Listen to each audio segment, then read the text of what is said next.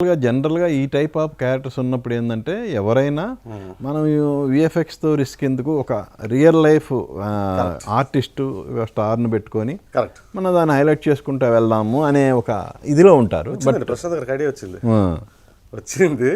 నాకు చెప్పారు చాలాసేపు. ఒకసారి నేను వైజాగ్ ఫోన్ కూడా మాట్లాడాను.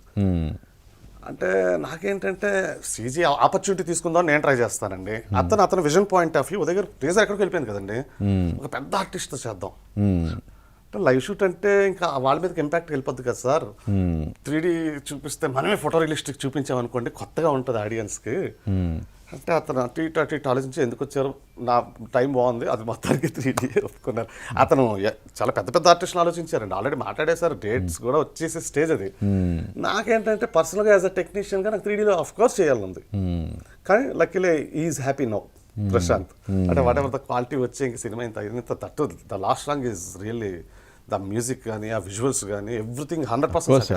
ఆర్టిస్టులు ఎవరిని వాళ్ళు రివీల్ చేయలేదు, బట్ నాకు అందిన సమాచారం మేరకు అది కన్నడ ఒక సూపర్ స్టార్ని తీసుకొచ్చి ఆ క్యారెక్టర్లో చేయాలనుకున్నారని ప్రశాంత్ గారు అది ఒక 100 సార్లు నా దగ్గర అదే పేరు మెన్షన్ చేశారండి. అంటే నేను చేయొచ్చు చేయకూడదు తెలియదు, మీకు తెలుసు. అఫ్ కోర్స్ మీకు ఆ ఫ్రీడమ్ ఉండకపోవచ్చు అన్నారు కొంతమంది. నువ్వెందుకు రాదు చెప్పు, it's very good idea, directors idea అన్నారు. అలా కాదు, ఇది ఇప్పుడు క్రెడిట్ అంతా ఇంకోటికి వెళ్ళిపోవడం పెట్టి అంతా మనం చేస్తున్నాం కదా అన్నది. అక్కడ క్రెడిట్ సమస్య కాదుగా, మనకు కావాల్సింది ఇంపాక్ట్. సో 3Dలో మనకి ఎలా వచ్చింది సార్, మనకి మనకు దొరికేసిన ఛాన్స్ ఎలాగైనా చూపించుకోవచ్చు, ఏ స్కేల్ అయినా చూపించుకోవచ్చు. అంటే ఈ రోజున అక్కడ ఒక స్టార్ నటించిన దానికంటే కూడా ఈ రియలిస్టిక్ క్యారెక్టర్ ఉండటం వల్ల, అంటే ఫోటో రియలిస్టిక్ క్యారెక్టర్ ఉండటం వల్ల ఎక్కువ ఇంపాక్ట్ ఉంది. యా ఆఫ్ కోర్స్, ఇది ఫోటో రియలిస్టిక్ ఇవ్వాలండి. అక్కడ దట్టు మనం డైరెక్ట్గా గాడ్ హనుమాన్ చూపిస్తున్నాం. ఏవో యానిమేటెడ్ ఫిల్మ్స్ వచ్చాయి, అవన్నీ కార్టూనిష్. ఇక్కడ కార్టూనిష్గా చూపించడానికి ఛాన్స్ లేదు.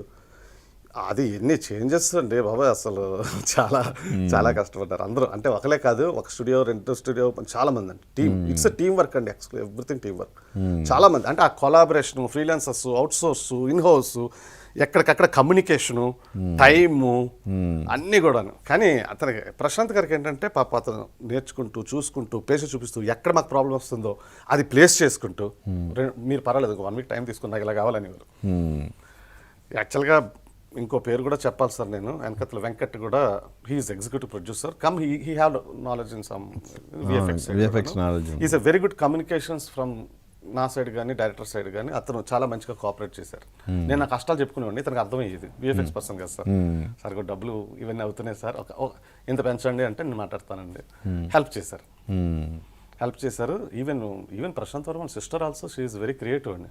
చెప్పారు, చాలా క్రియేటివ్. ఆవిడ వస్తే అసలు స్టూడియో భయపడుతుంటుంది, ఎందుకంటే ఆవిడ ఏం కరెక్షన్ ఇస్తారో మళ్ళీ అంతా చేయాలని. ప్రశాంత్ వర్మ చూసి భయమేసింది కదా సార్, పర్లేదు అని. ఆవిడ చాలా కాంప్లికేటెడ్ కరెక్షన్స్ ఇచ్చేవారు. పాప ఆవిడది కూడా రోల్ యాక్చువల్గా అయితే విఎఫ్ఎక్స్ క్వాలిటీలోని ఆవిడది కూడా ఉంది సార్. ఎవరు రివీల్ చేస్తుంటారు, నేనే చేశాను. లేదు చెప్పారు నిన్న ప్రశాంత్ వర్మ గారు, నిన్న మా ఇంటర్వ్యూలో కూడా స్నేహ ఆవిడ. సో గుడ్, అంటే మంచి జడ్జిమెంట్ అండి, క్వాలిటీ దగ్గర జడ్జిమెంట్. ఈవెన్ తనకి మంచి ఈ పౌరాణికాల మీద కూడా, పురాణాల మీద ఎక్కువ నాలెడ్జ్ కూడా ఉందంట. చాలానండి, చాలా. అసలు టైటిల్ సీక్వెన్స్ నేను 2D నుంచి 3D తీసుకొచ్చి ఏటో చేస్తుంటే ఇంకా ఆవిడది మొత్తం దాన్ని ఇంకా శిల్పం చెక్కినట్టు ఎక్కడెక్కడో వెళ్ళిపోయి మధ్యలో పార్టికల్స్ కనిపించాలని అదని. She's good. ఇదంతా అదే చెప్తున్నా కదా సార్, ఒక మంచి యాంబియన్స్, మంచి టీం.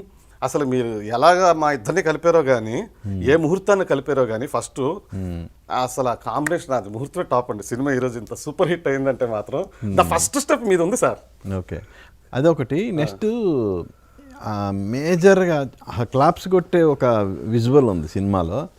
ఇప్పుడు హనుమంతుడు పూనిన తర్వాత హీరో ఆ వస్తాదులను అందరిని కొట్టినప్పుడు టోటల్గా అందరు వస్తాదులు ఆ స్టాట్యూ ముందు అలా ఎగిరి దానికి ఆ పిల్లలు అయితే క్లాప్స్ కొడుతున్నారు థియేటర్లో.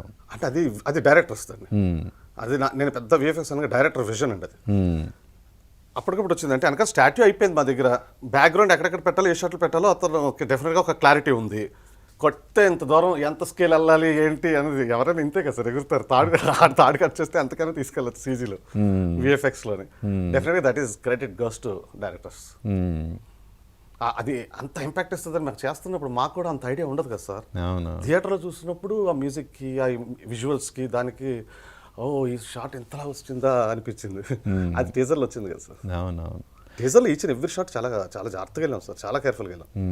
అసలు హనుమాన్ కేవ్లోకి వెళ్ళే హనుమాన్ ఉంటుంది కదా సార్, అవును. That is not a cave. First కొండ మీద ఉంటుంది కేవ్, లోపలికి వెళ్ళాం, ఇలా వెళ్ళాం అంటే అవన్నీ ఎన్హాన్స్మెంట్స్ అన్ని. తర్వాత హనుమాన్ గాల్లోనే ఉంటాడు, గాల్లోనే హనుమాన్. తర్వాత దానికి ఒక ఆరా పెట్టాం, అవును. తర్వాత శివలింగం ఆకారం పెట్టారు. అంటే అలాగా మా డిస్కషన్స్ మా దాంట్లో ఎన్హాన్స్మెంట్స్ కి ఇంట్రెస్ట్ గా వర్క్ చేస్తాం సార్. అందరూ ప్యాషనెట్ గా వర్క్ చేస్తాం, ఎవరు అసలు ఎస్టేట్ అవ్వకుండా.